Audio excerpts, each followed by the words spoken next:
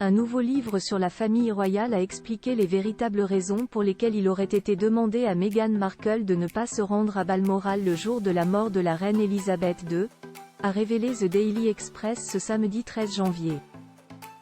Le 8 septembre 2022, la reine Elisabeth II décédait à l'âge de 96 ans, après 70 ans de règne. La souveraine était notamment entourée de sa fille, la princesse Anne, et de son fils le désormais roi Charles III, au moment de sa mort. Ses petits-fils n'ont pas pu arriver à temps pour la voir une dernière fois.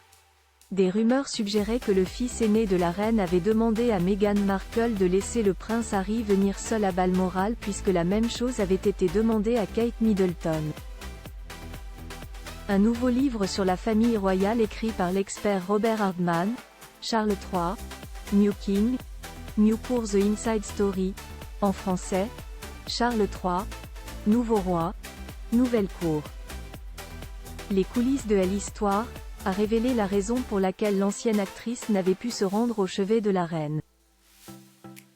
Si l'ouvrage sort ce 18 janvier, des extraits ont, en effet, été publiés, comme l'a indiqué The Daily Express ce samedi 13 janvier.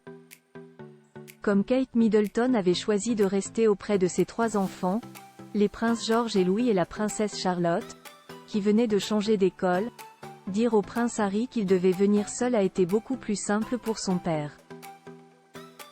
Ainsi, cela a été beaucoup plus facile de dire à Harry de venir seul, a indiqué l'auteur.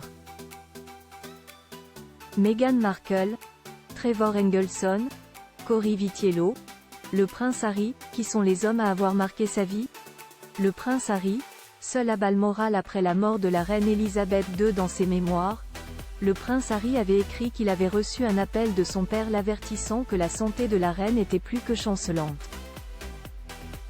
Il y expliquait « J'ai immédiatement envoyé un SMS à Willy pour lui demander si Kate et lui allaient prendre l'avion.